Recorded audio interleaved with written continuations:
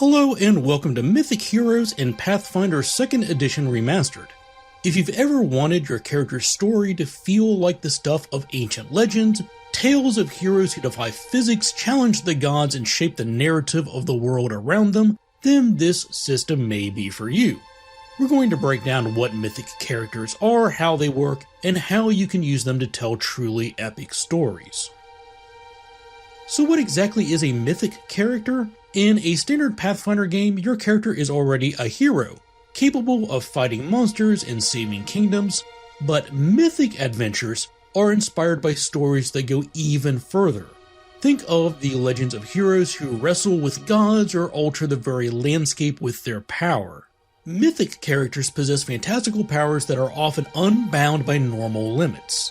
The most important distinction is that mythic characters have a much more profound ability to directly affect the narrative of the game world. They are figures of legend, and the rules give you the tools to make that a mechanical reality. So how does a character become mythic?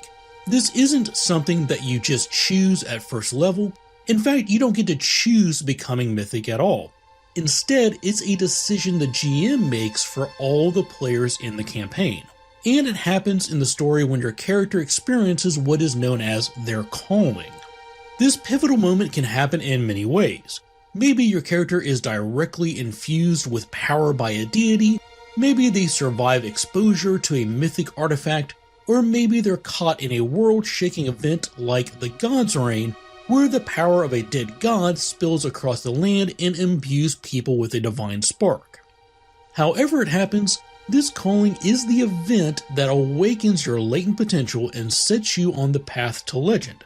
And we'll talk more about callings in just a moment, but first there are a couple mechanical rules we should discuss. First, the fuel for your new abilities is called Mythic Points.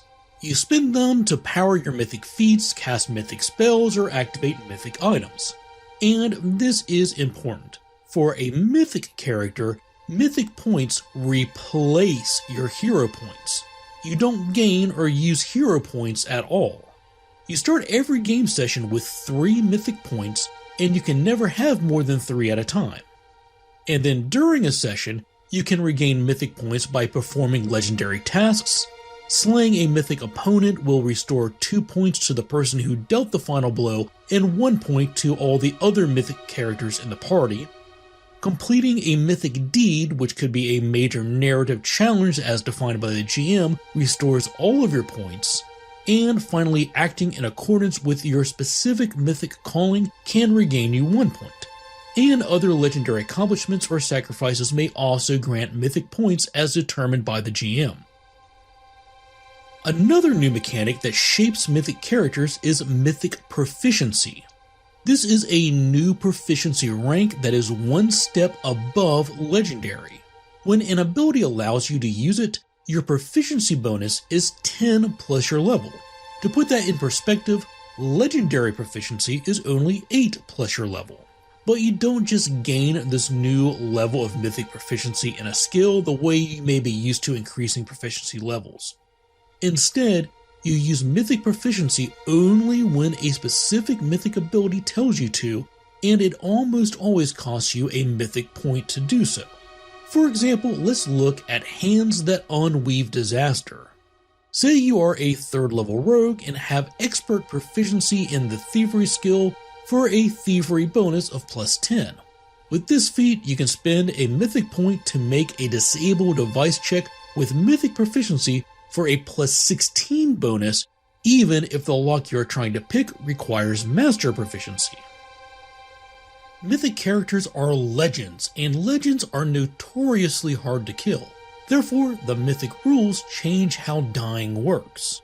Normally, when your dying condition reaches 4, you're dead. But for a mythic character, that's not the end.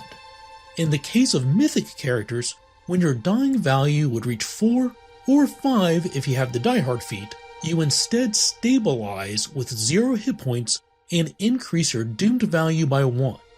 You're not dead, but you're 1 step closer to a final end.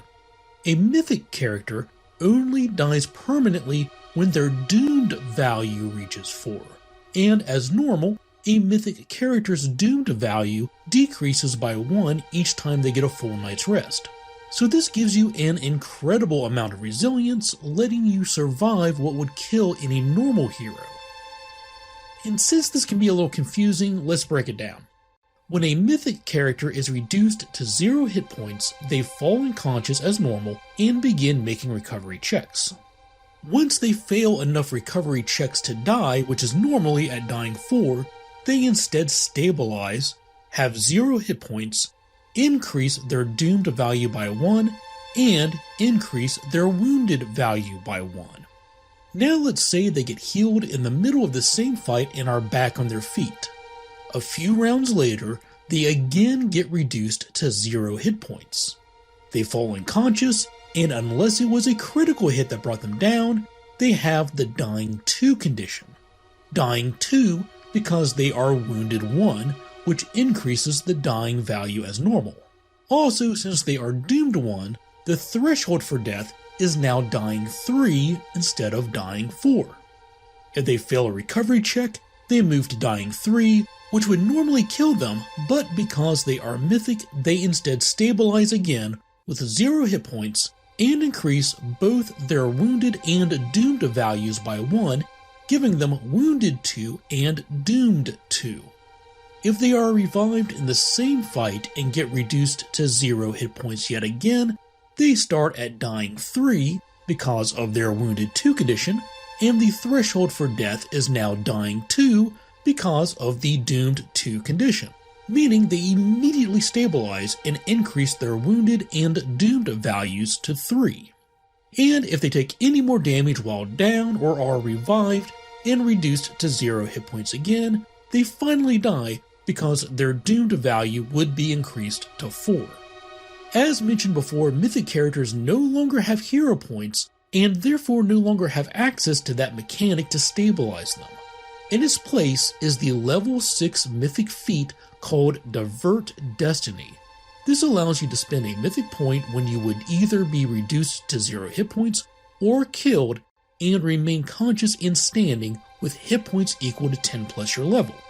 In addition, you completely lose the wounded and dying condition, and you do not increase your doomed condition, potentially making you extremely hard to kill. There are a lot of amazing abilities that are granted by becoming mythic, but before we get into those details, let's cover mythic character progression.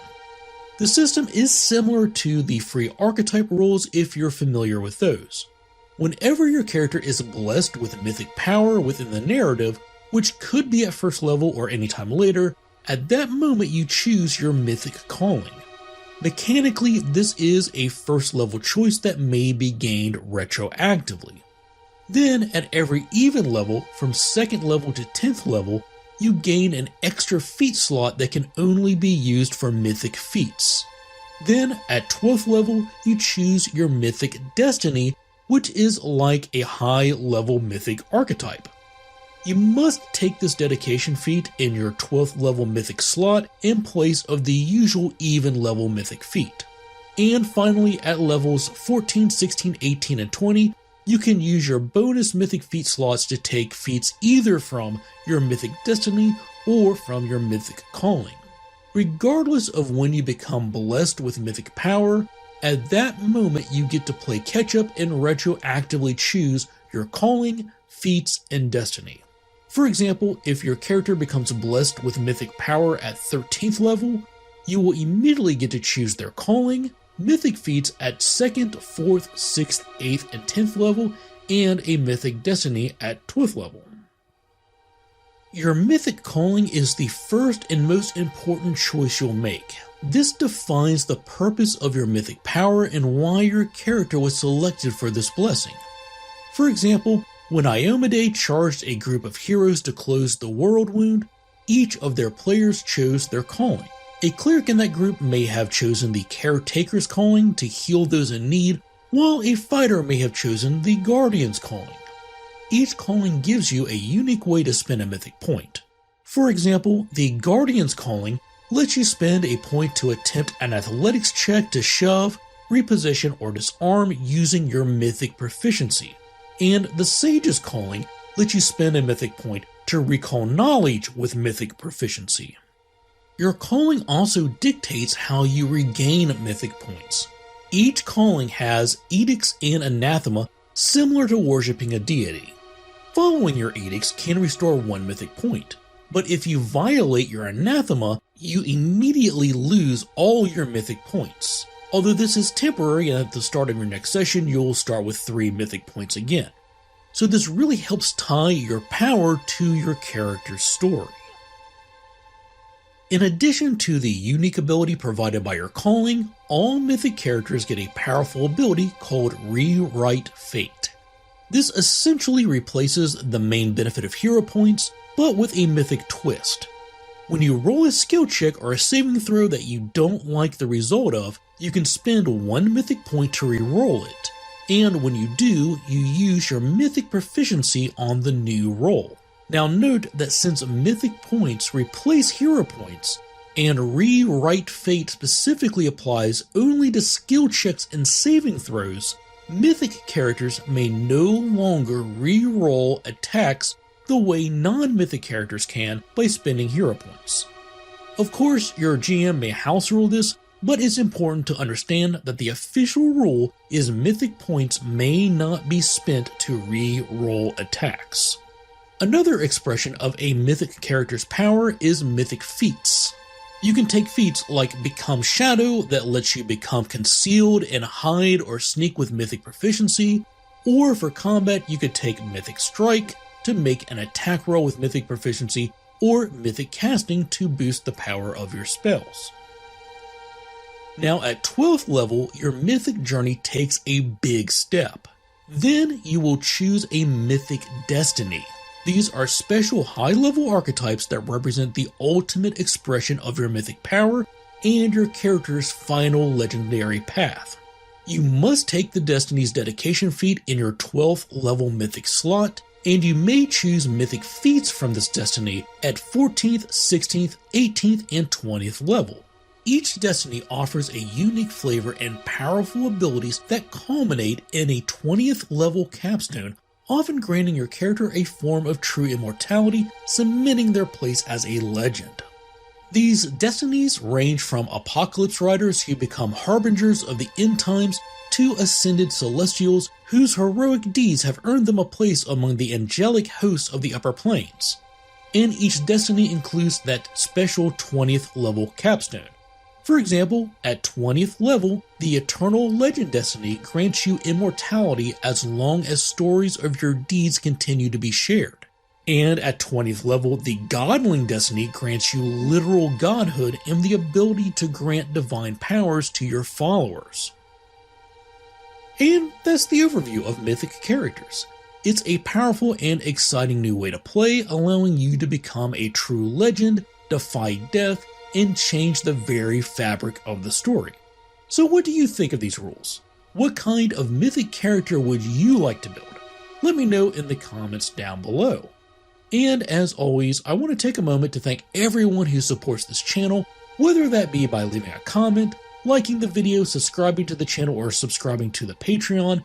I greatly appreciate everything you do to support me. And with that, thanks for watching, take care, and happy gaming.